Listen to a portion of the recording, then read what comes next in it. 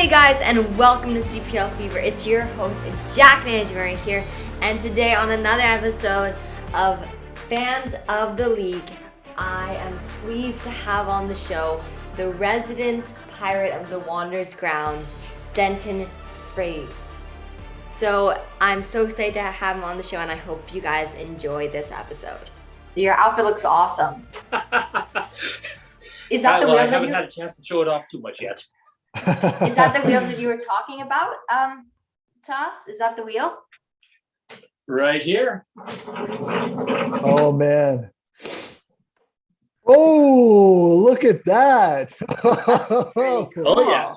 Oh man, you've been sailing the Yeah, seven can you seas. imagine this at the kitchen when you're singing? Like, who do we sing for? We sing for Wanderers. Who do we sing for? We sing for Wanderers.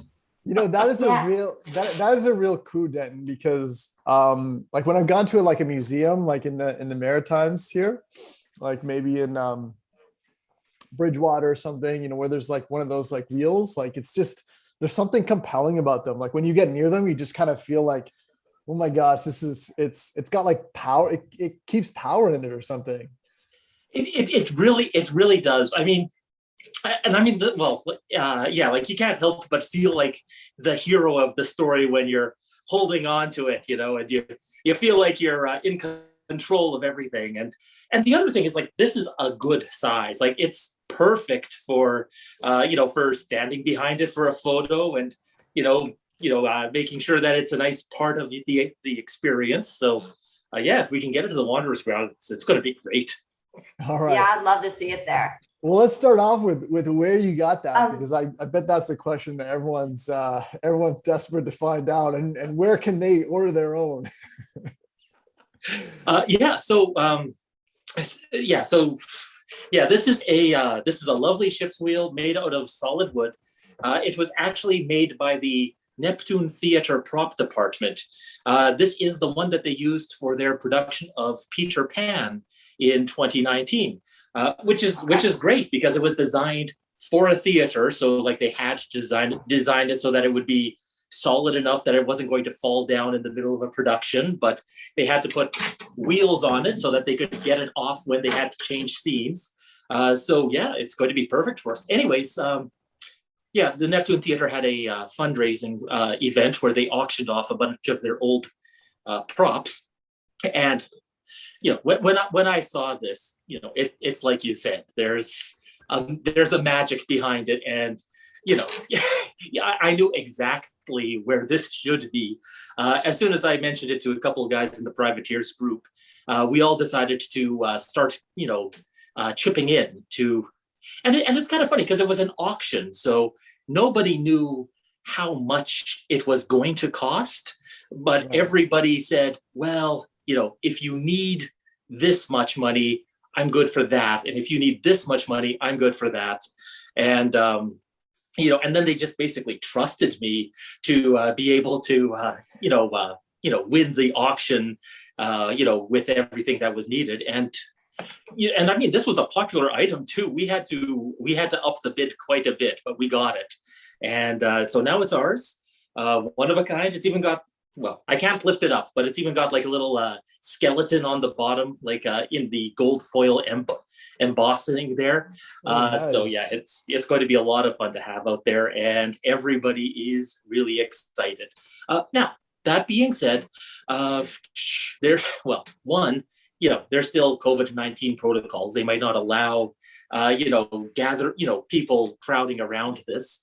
And then also it's one of a kind. So, I mean, it's solid, but at the same time, if somebody breaks it, we're not going to get another one. So I am talking with the Wanderers just to make sure that we know how to do this safely.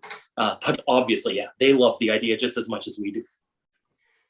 Yeah, well, I'm definitely excited to see that at the kitchen. If you guys can make that work, that should be awesome to see there. Oh, for sure. And it must be, you go.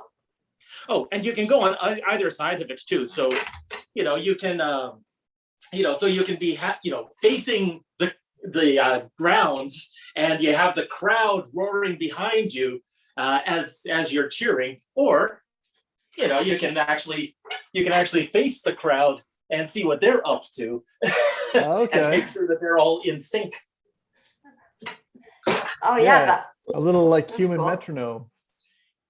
What was that? A little human metronome. Exactly. So we're really looking forward to that, and yeah, it's just another example of how fans are finding something to do in this off season. Yeah, and when you turned around, I actually saw the back of your coat, and it actually says Denton, which is so cool. And you mentioned to us when you gave these tests the other day, you mentioned that you had upped your suit, and I'm definitely excited to see the whole of it once we can at the Wanderers ground start. Yeah, I'll actually show you my old suit. Oh, okay. See. Yeah, see, this is it right here. Mm-hmm. And like you can see, it was just a bunch of metallic tape that was kind of peeling off, and you can see how I'd actually used spray paint to get the color right. Right. If you look inside, it's actually red on the inside. I just had to keep on painting it. So this was a pretty old machine model, and the new model is a lot lighter and a lot fancier. And can I show you something? Yeah. Check that lining. Oh, it's that's actually a pretty cool. custom designed Halifax themed fabric. It's got hula dancing lobsters. It's got the town clock as a volcano, George's Island as a tiki lighthouse. Wow. And look at the compass there, HFX. Wow, that's Nice. awesome. Yeah, that's awesome.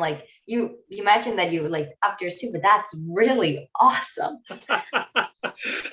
Well, if you're gonna go to this extent, you have to go big, right? Yeah. So I have a question. How hot was that in the summers? The old one?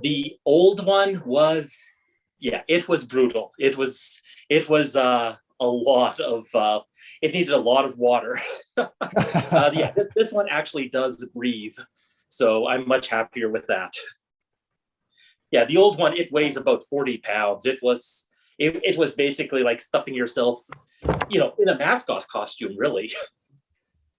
Yeah. Now you could argue that, your costume, I would argue, let's say, because you don't have to argue it, but I would argue that your costume is probably the most iconic or most interesting or most outrageous costume, not only in Halifax, but also in all of CPL that the fans wear. So how did you get the idea to do something so bold, so audacious, and actually pull that off? I think part of it is, okay. Well, part of it is, I wanted something audacious at the start, not to be the biggest and the best, but to inspire people. I wanted, it's kind of like when you're at a nightclub and the music starts playing and the dance floor is empty, and you can tell everybody wants to dance, but you need one person to go out there and start dancing and be noticeable enough and bad enough that nobody feels bad about joining them on the dance floor. So I kind of figured, you know what? If I go big and show everybody, look, you're not going to be the most foolish person at the grounds, then they'll say, oh, okay, well, I won't feel so bad about, just, holding up a blue sign because, I won't be, the subject of any criticism. All the criticism is going to go over to this guy. So I kind of wanted to make it comfortable for other people to say, I can do that too, and it's not as much risk for me. So right. It's kind of, yeah, and that makes sense, because I think it was really important for Halifax to have a professional sports team, because it's kind of in that in that space. I know you're from a different part of Canada originally, but it's kind of, and I'm originally from Toronto. So it's kind of in that space where it's kind of a small market, but it's like, you know, the people there still want a professional sports team. And, you know, you really want this to be a success. The CPL is a brand new thing. Yeah, exactly. It's got to be a success, and it really is a great chance to connect Halifax with the rest of the city, with the rest of the country. I mean, you know, you said so yourself, like you're not, you know, you've seen what it's like outside Canada. People love Halifax. Everybody has an idea of that wonderful Nova Scotia spirit. You know, I don't think people in Halifax realize, you know, just how much they could be loved. But at the same time, you know, just because we're that far out, you know, a lot of our sphere, you know, basically stops at the St. Lawrence River. You know, like this is like, you know, this is the area that we're familiar with, but we don't realize that the whole country wants to be our friend. And, you know, a sports team is a great way to, you know, have that sort of communication back and forth, you know, so that now Victoria has something in common with Halifax, and so does Calgary, and so does Edmonton. You know, that's something we haven't had before. I mean, it goes in the other way. You know, use other sports teams as an example. If you know, someone living in Western Canada was asked to name, you know, which Ontario cities they're familiar with, you know, Hamilton is going to be a lot higher on that list because of the Tiger Cats and Forge than any city in Ontario, which might be larger. Yeah, that's a good point. That's a good point.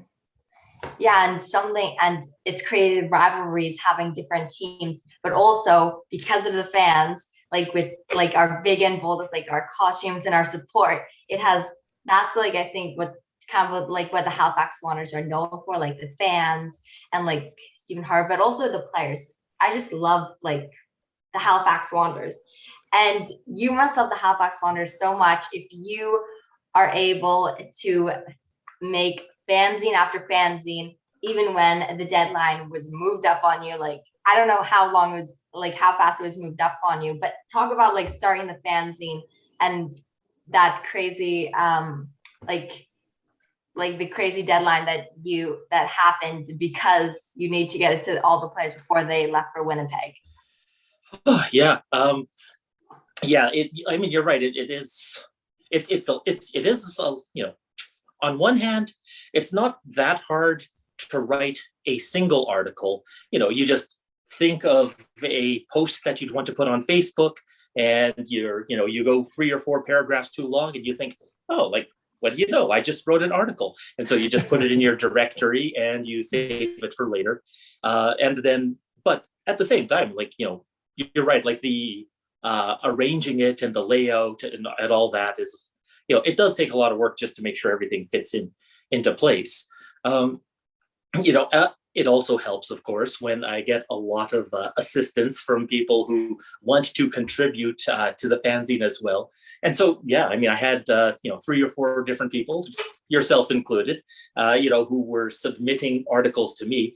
And okay, 1, that was really great because it was less work for me. And 2, that was another sort of deadline. Like it was, you know, now I had a moral obligation. Like all of these people are trusting me to put their articles into my fanzine. So now I definitely can't let them down. Yeah, so, you know, so I had the bits and pieces around. And then when I got a call from the Wanderers that they wanted to send the fanzines with the players, I mean, it's still got to be a crush of a deadline, but you know, like one of my side hobbies is that I do a lot of creative writing, and one of the best ways to learn, you know, your own limitations as a creative writer is to give yourself those hard deadlines, even if you don't create anything worth publishing, just to make sure that you can commit yourself to getting those things done.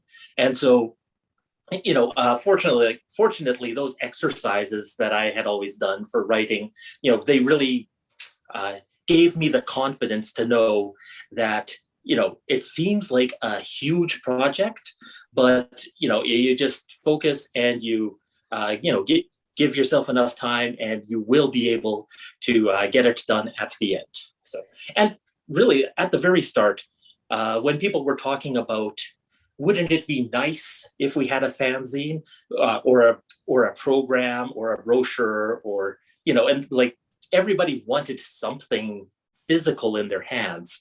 But everybody also said, that's a lot of work. I don't know if anybody could do it in that time frame. And like I said, I'd kind of had some practice doing creative writing in the past. And I thought, I think I actually might be able to do this. And, it was the challenge I set myself, and I'm very glad I did. It's been a wild ride. Yeah, it's also been a huge success, because I know so many Wanderers fans who have the fanzine, who love the fanzine. But I wanted to also ask you about like you have help from people that submit articles, but you do like format it and like do a bunch of it on your own. So what's your favorite process of doing the fanzine, and what was one of your favorite articles to write in it? Let's see. Honestly, I'm not all that technically advanced.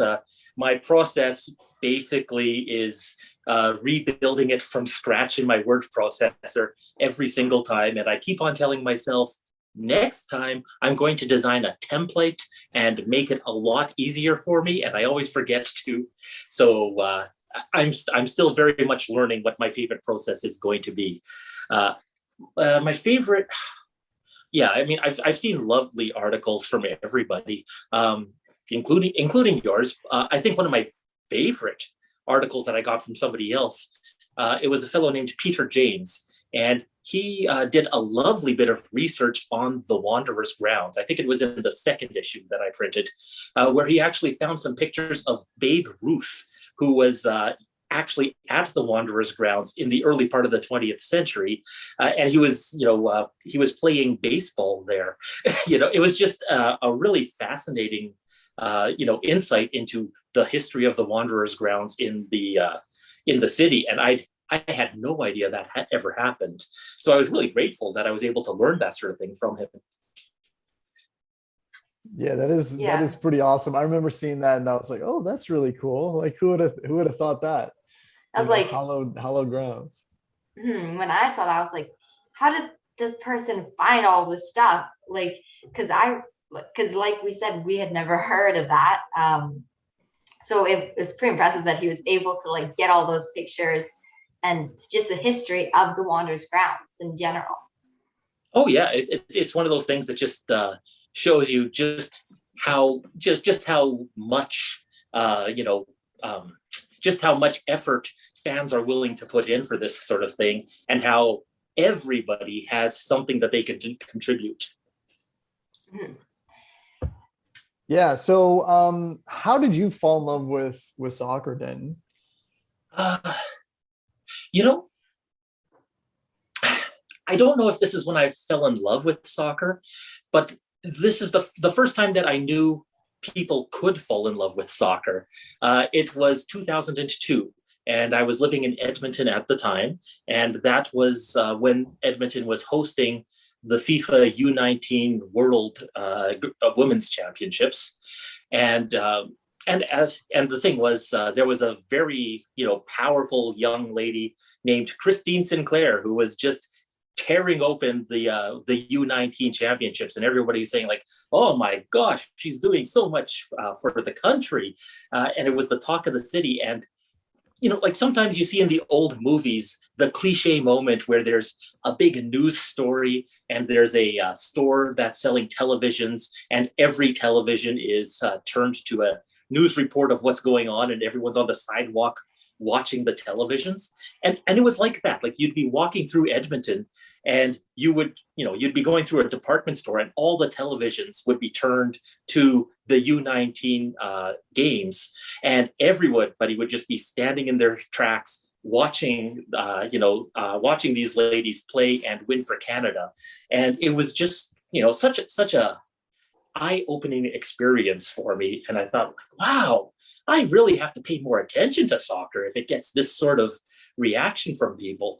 And then I kind of, and then I moved, and I was never really living in a city that had a large sporting, team until I came into Halifax. And so then when, they announced that the Wanderers were coming, I thought, hey, this might be a chance for me to get involved in sports again. And I bought a season ticket and I walked into the games, and yeah, it was just the love of the fans and the cheers and the chants and the noise, and everybody was just having such a great time. I was hooked from there on. Yeah, it sounds like an awesome story. And yeah, I was a ball boy for like the first and for the inaugural game, which was so cool. But I was actually like behind the net in front of the kitchen. So for the first time, because I wasn't used to like loud crowds or anything. I'm not like a city person, so I'm not and used it's to also loud not like crowds or that on anything. TV, right? I mean, you know what I mean? Like it's not like that on TV. You don't kind of hear that roar on TV. Yeah, that's a really good point. I mean, it's like that with all sports, that how it is live is very different from how it is on TV. Sometimes better, sometimes worse. But yeah, like I had no idea that it was that much more involved when it was live. And I'm sure Jack was thinking the same thing when he was behind the net. Yeah, like I was like, oh, there's blue smoke. I didn't know that. And then there were like, and the chants are so loud. I was like, wow, this is pretty cool. But also it took like a little time to get used to, because like I said, I'm not a city person. I don't love big crowds. We go back to Toronto every once in a while, like before COVID happened, and there were just so many people in the crowds. But yeah, it was, once I got more used to it, it was like the best experience ever. But also the first time, it was awesome too, because I got to see the players. I love the blue smoke. I loved all like the kids, and it was really like a sea of blue everywhere. It was, the colors of the Wanderers gowns were basically green and blue everywhere, as the grass was green, and then everything else, everywhere else you looked was blue. Yeah, it was amazing just how quickly everyone just just bought into the whole theme of it. Like it didn't matter if you didn't have a team jersey or anything like that. Like just wear something blue and you're part of the crowd, and everyone was happy with that. Now, did you play soccer as a kid? No, this right here is the only sport that I was ever any good at. Is that curling? Okay. All right, I don't know how to do curling, so. I feel like someday I'll be able to get like a Wanderers themed curling team set up in the leagues here. Hey, it's blue. Like all you need is a skull, a pirate skull on the end or something. Maybe a little HFX logo, and yeah, cool. I mean, it's even cold enough that we could all wear our scarves. Exactly. But yeah, no, I never played any soccer when I was a kid. My brother played, but so I saw through him like just how much effort it took, and that's why I thought, oh well, that's not for me. All right, so bringing it back to like the Wanderers. Like, who is your favorite defender on the Wanderers?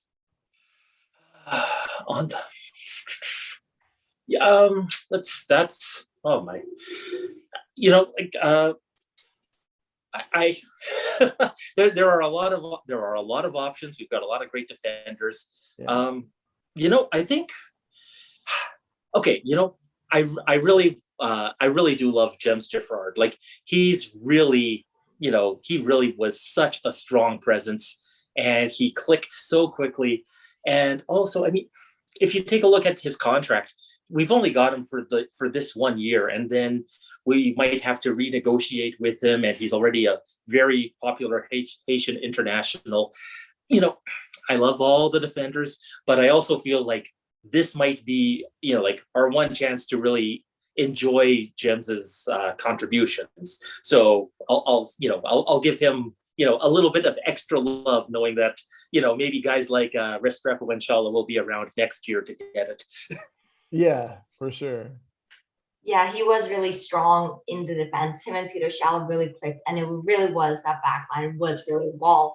But yeah, I never actually thought about that this was like his last year. So yeah, let's just keep our fingers crossed that we get to. Well, we don't know that, and, but it is really good seeing like players that have international, like they're play on their international teams as well. You know what I mean? It brings just a different level to it. Oh yeah, and like that's the other thing. I'm not I wasn't used to the nature of a developmental league before this. I'm used to the CFL halls of legends where a player will play with the same team for 20 years before retiring. And so like, I mean, really in a league like the Canadian Premier League, you really have to just appreciate, you want them to stay, but you want to appreciate them while they're here. And you can't be, too sad when they leave, because, like it's got to be part of that growth cycle. So, enjoy it while the sun is here, Yeah. Who's either a present or a past midfielder that you've really liked watching? It's really hard not to love Rampersad. He, like, everything he does is just the glue of the team, and that was never more obvious than when he was working with Sissoko last year. Right. So like they were great. However, if we are reminiscing about midfielders, man, like I'll always feel like there was something about Elliott Simmons that now, once again, developmental league, people have to move. They have to find what works for them. I don't begrudge him, anything, and I hope he's happy in Cavalry. But I'll always hope that he had a good time in Halifax, at least.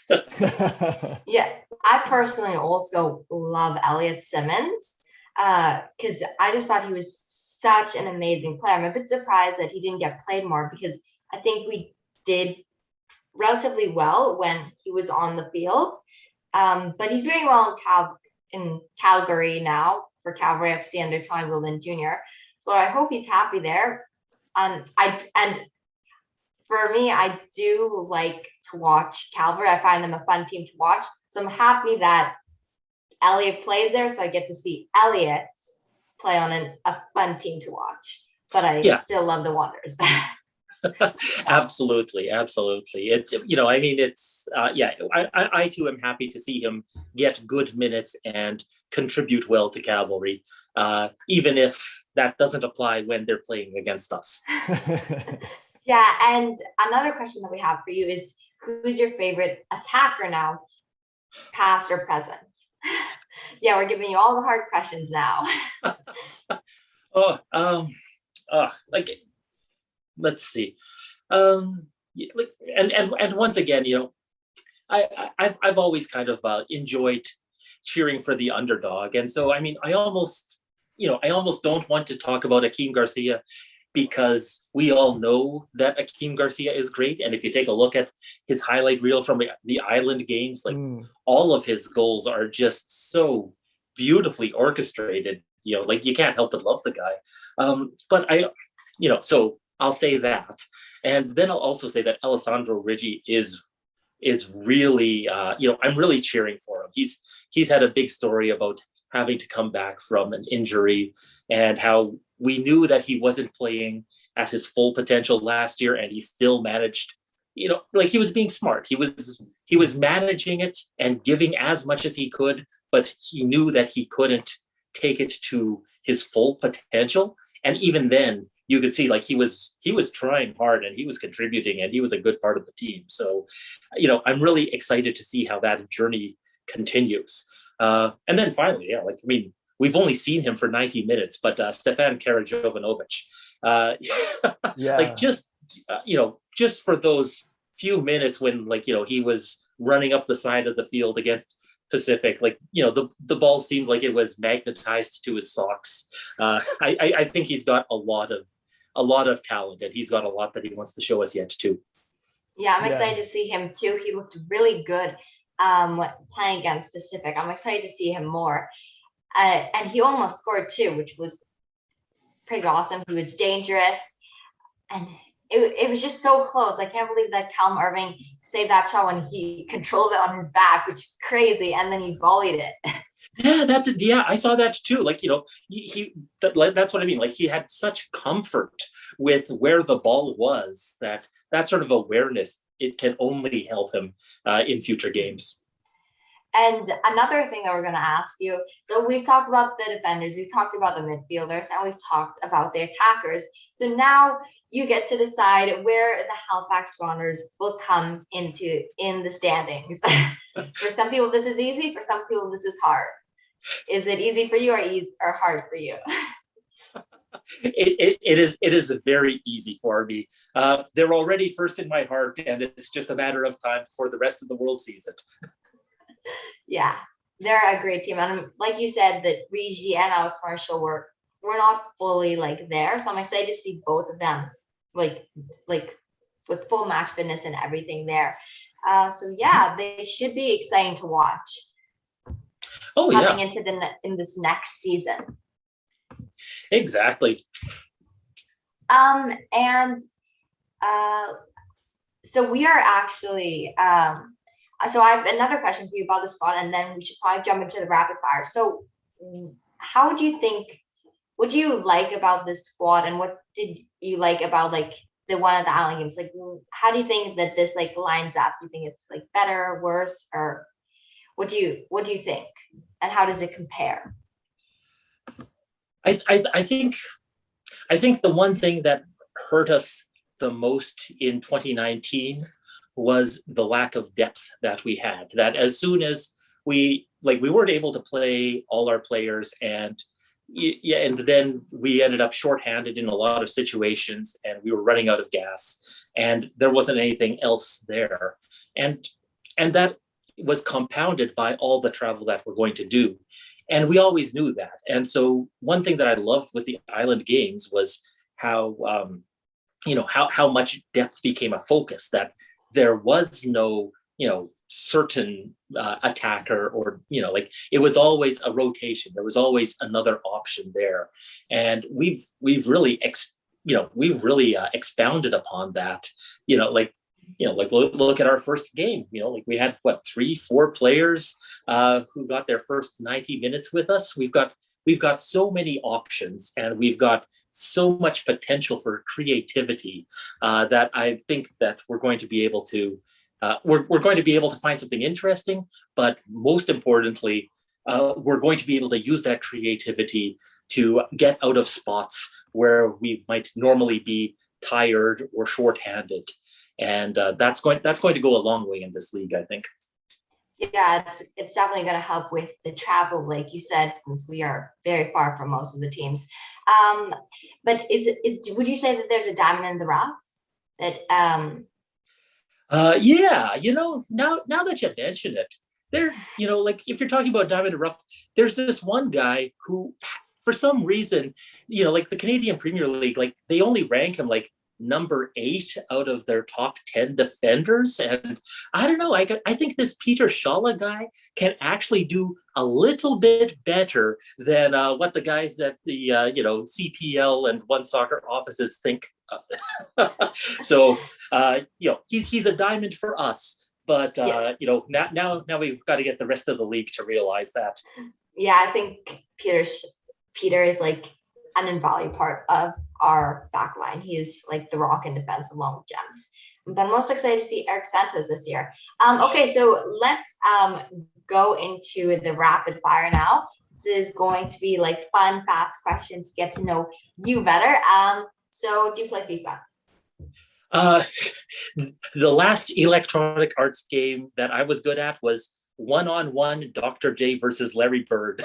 So it's been a while since I've done the sports video games. Sorry. Okay.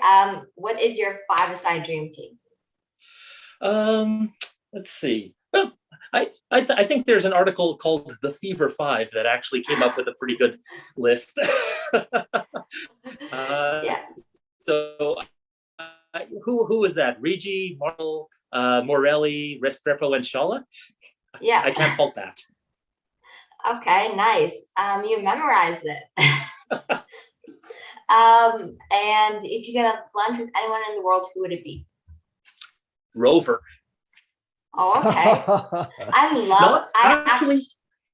Actually, not the dog, but like the guy, behind Rover. Like I'm an unofficial mascot, but I would love to be able to sit down with him and get a little bit of, wisdom from him on, how you deal with crowds, how you work with them. Is there something that really fires people up? He's got a lot of stuff that he's never really been able to share. Yeah, that'd be pretty cool. I love Rover personally. He's like the perfect mascot. And yeah, I think it'd be super cool to meet the person behind Rover, but Rover's just amazing. He's like a dog, but he's a superhero, so he's perfect. And now what's your hidden talent? It's kind of funny because in my day job, I'm a chemist. So everybody at the laboratory thinks that being a superfan is my hidden talent. And then when I'm, talking with wanderers, they always think that, my scientific background is a neat talent. So yeah, that's something that you learn when you're a chemist. You can basically hold any amount of dried nuts or flour and say, yep, that's 100 grams. No, that's 150. Pour that out. Now we're at 75. Okay. Cool. Now I also heard that you have written a few novels. That's kind of a hidden talent.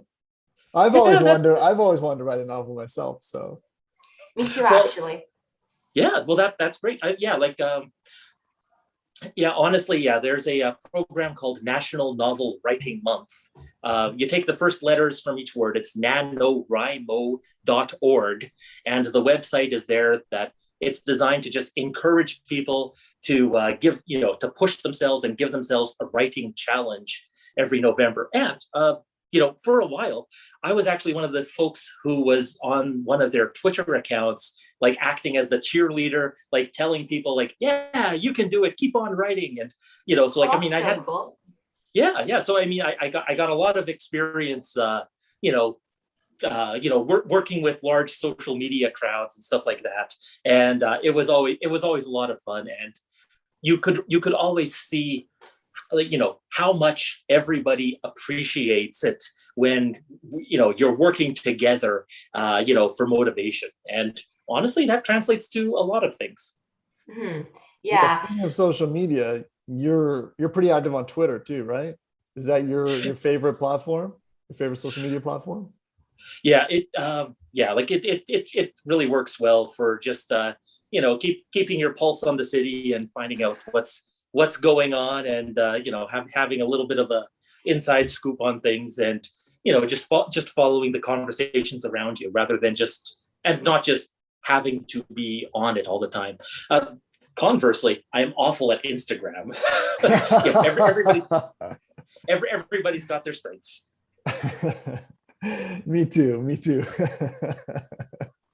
Random question. What's a great, because we live just outside of Halifax. What is one of your favorite places to eat in Halifax? One of the first places I went to after a game while I was wearing this costume, it was Rugova's Pizza, and now they're down by Pizza, down on Grafton by Pizza Corner, and I walked into the restaurant and I was wearing the whole gear, and the guy was looking at me okay, so what's the story, right? And I told him, and the thing is, he moved here from Kosovo, and he actually had like the Team Kosovo soccer scarf hanging up in his kitchen, and he was really excited to hear that there was professional soccer in Halifax, and the next time I came in, we had lost the game, and he said, "Hey, they're from the Wanderers, right? So what happened?" And I said, "Oh, we lost, but it was a good game." "Oh, okay." And so I ordered my pizza, and then when he came out of the kitchen, he yelled, "Pizza for the loser!" Oh my God. And you could tell, he's been wanting to have fun, making fun of people losing the game for 15 years. Like it was like he was right back in his homeland with all of his friends, joking with each other. And it was like, like this is that community that soccer can build, where you can have fun with each other, and it's all good natured. So so I really do like Rigova's pizza. There's my recommendation. Okay, that's good. So Nice. yeah, that's good to know. And also at the Wanderers grounds, what's your favorite snack or beverage? Verano's tacos were pretty good, but I do love Donaires, but I've got to go with humble pie. It's just such a perfect accompaniment to any game, by itself, and also just it ties in with the history of all the European stands. That's true. And it's a very tasty pie too. Okay, well I haven't Cool. tried that, but I did do the tacos a few times. I Yeah. love meat, so I love the meat tacos, but I actually tried the mushroom taco, and I was just surprised how flavorful it was. It was really Excellent.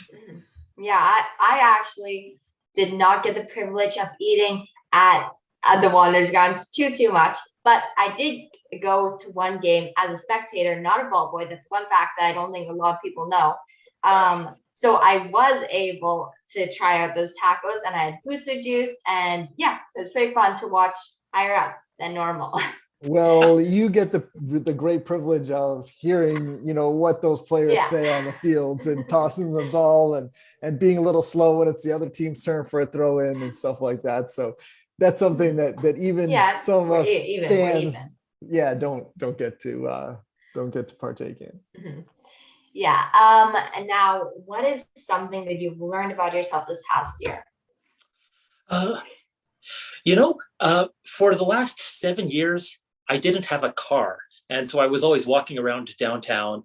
And whenever I was walking, I'd just be listening to music on my phone.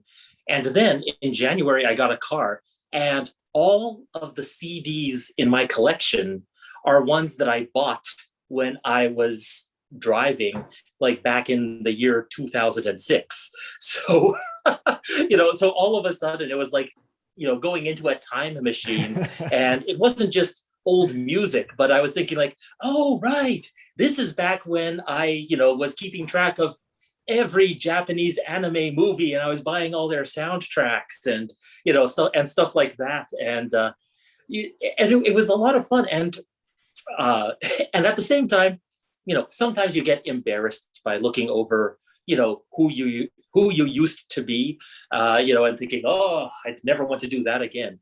But at the same time, like, you also remember, like the joy of those days. And you also, you can also look at it with a fresh pair of ears and think, oh yeah, like there actually was some quality here. And so what I learned over the last year is that sometimes it's possible to go forward in your life by looking back. And you just because you were there doesn't mean that you've learned all the lessons yet. Like you can always take a fresh look at who you were, and not just find like the bad things that you have to fix, but you can also find the good things that you can bring into who you are now. Mm-hmm. Yeah, that's an interesting point. I like that. So where's your happy place?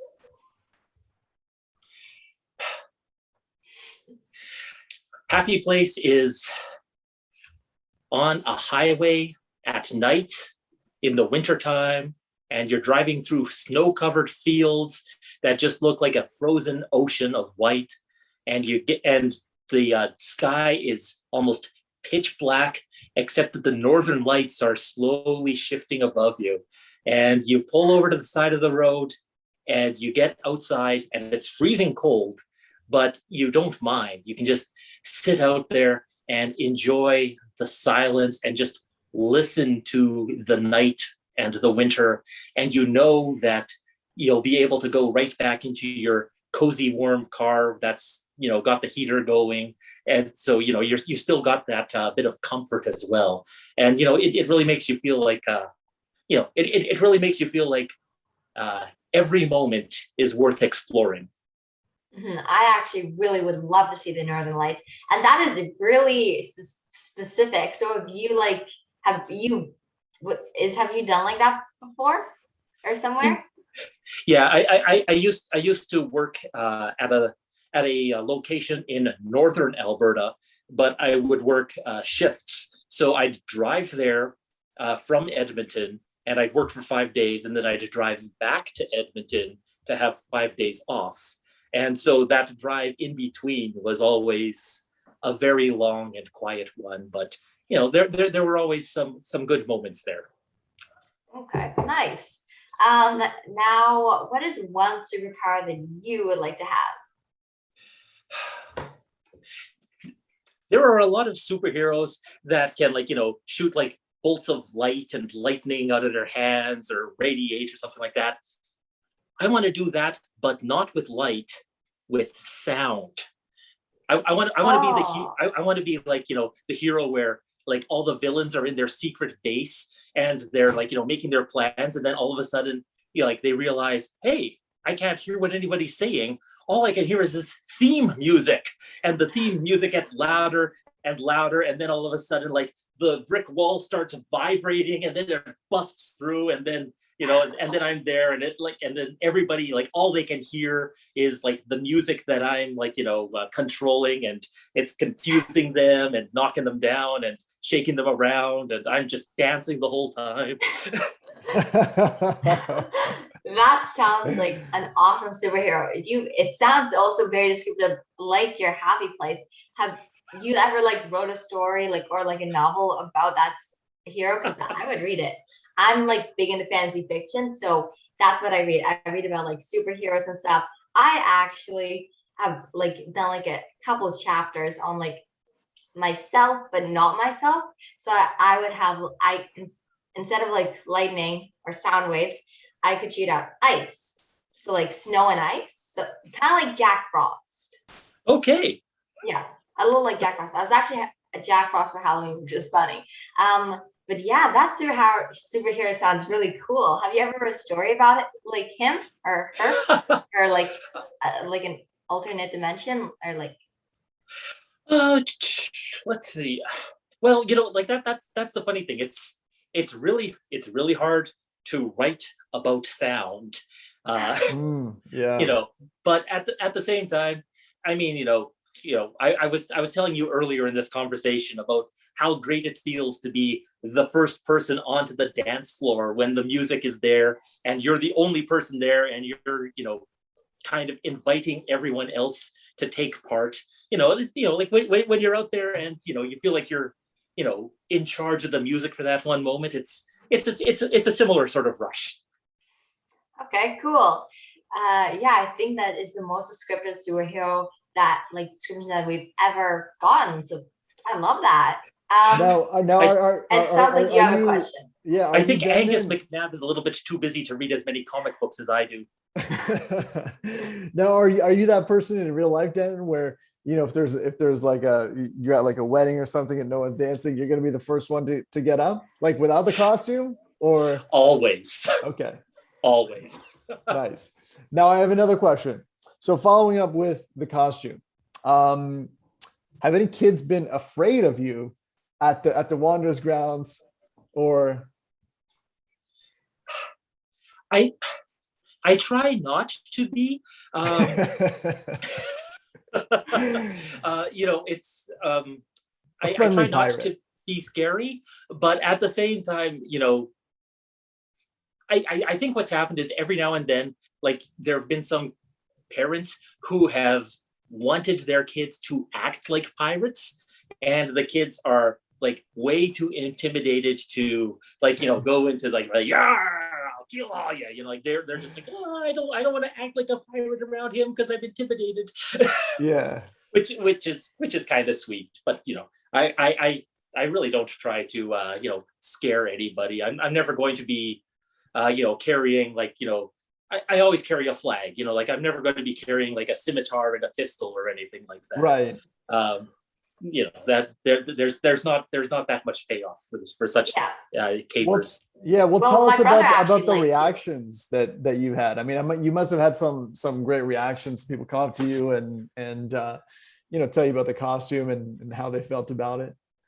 Well, the first year, okay, it's obviously just fantastic being in the Wanderers grounds, Right. but walking home wearing the costume was always great because you would get people who didn't know anything about the Wanderers, and they would say, by the way, like, what's all this about? And then I'd get a chance to tell them, oh, there's a new professional soccer team in Halifax, and I'd get a chance to, just kind of, give them a little bit of an advertising, spiel, and they were always very interested to hear about it. I always like that. And then the other thing is, before the game, I'll be walking around downtown waving a flag or something like that. And, cars will be driving by and they'll be honking and honking. And I have now learned you can tell the difference between an angry honk and a happy honk. Oh, you can? Okay. Oh, okay. And I get a lot of happy honks. What's the difference? I'm eager Nice. to know. Yeah. Well, it's that sound thing, like- right? is It's like the sound superpower. You can kind of, Yeah. it's subtle, but you can hear it. Yeah, exactly.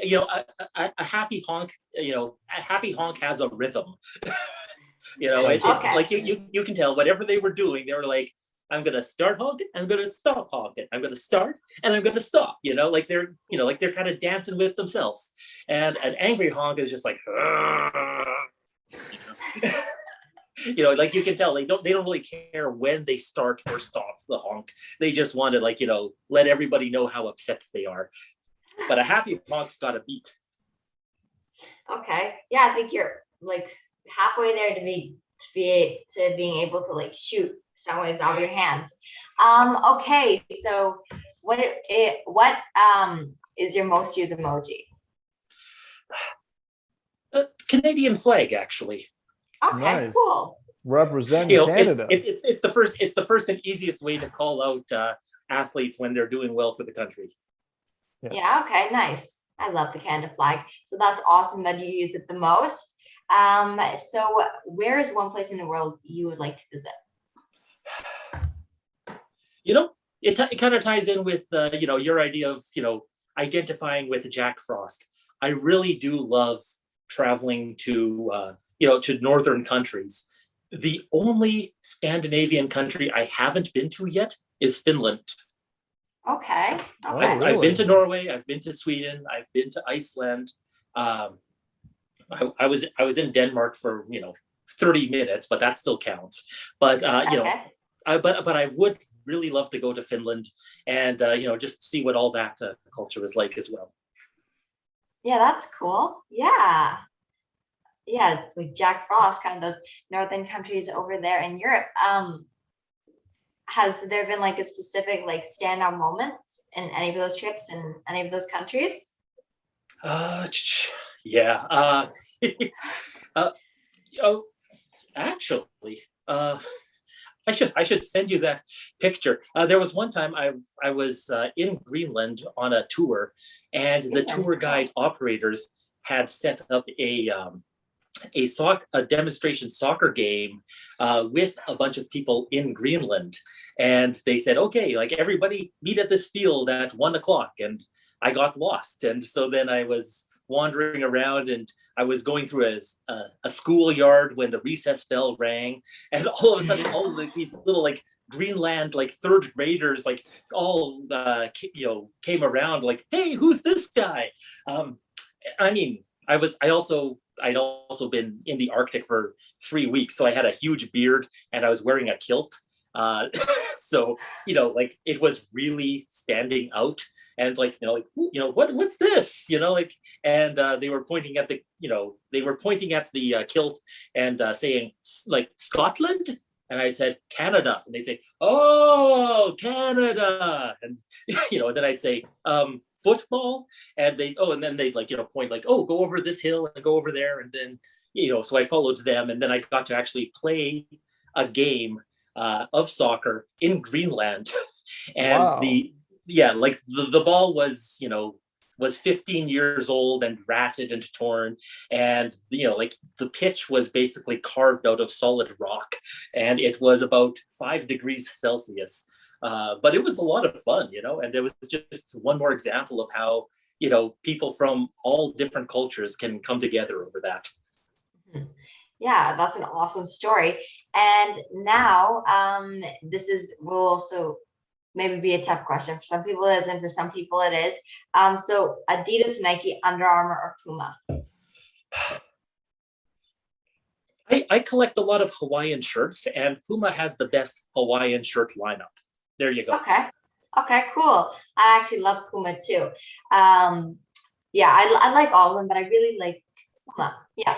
I actually have one of my favorite shirts. Is like this, it's like super lime, like vibrant lime green shirt with this big Puma on it. I love that shirt.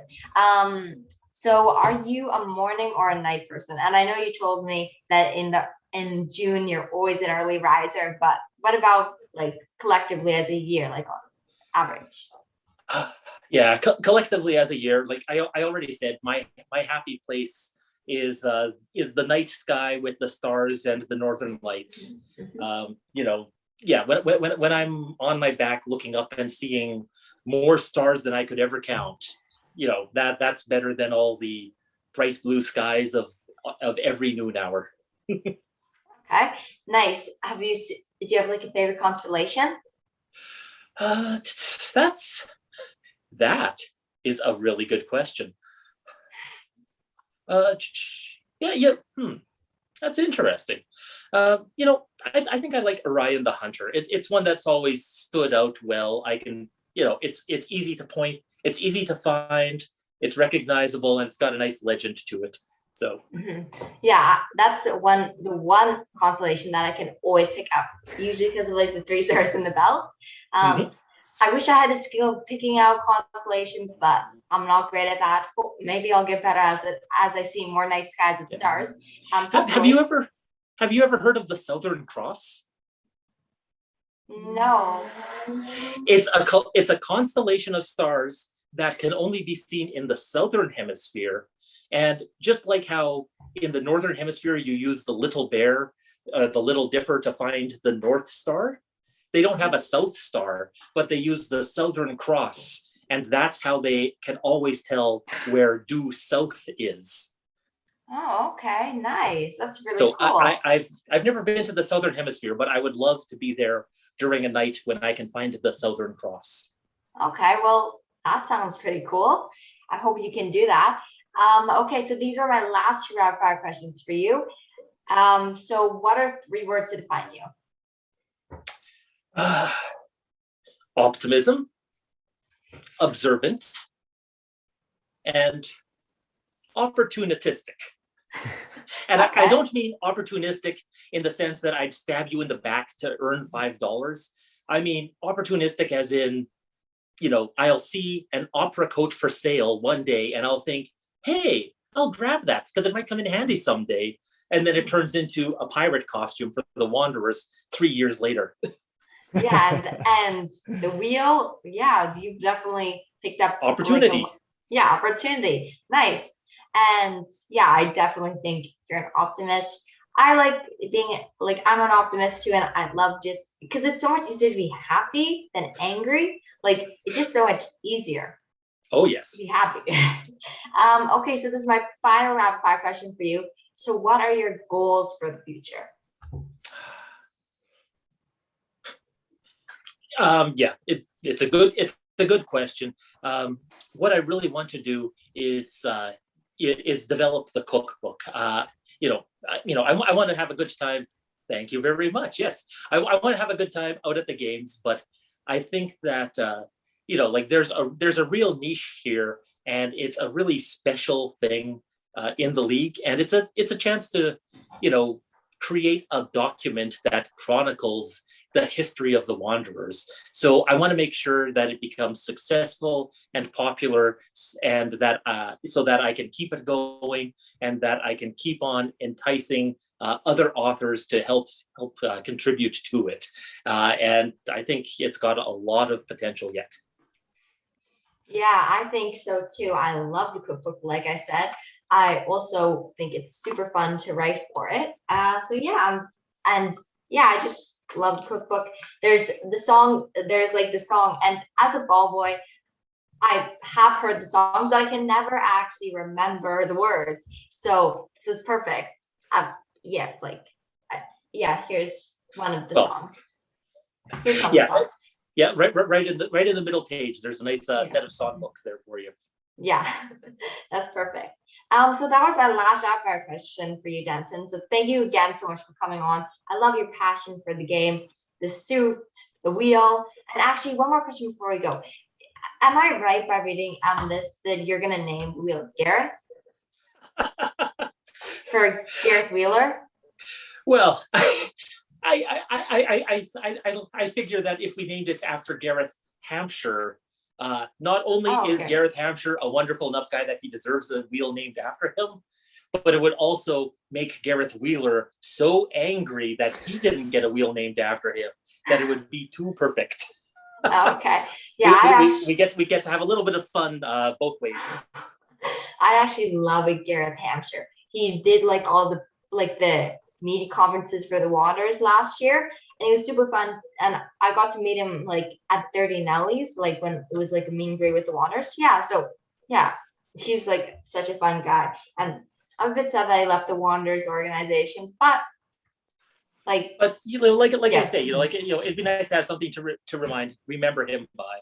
Mm-hmm. That being said, it's not my wheel. I want it to be part of the Wanderers community. So if everybody just wants to call it the wheel or the helm or big spinny, it's not my final decision to make.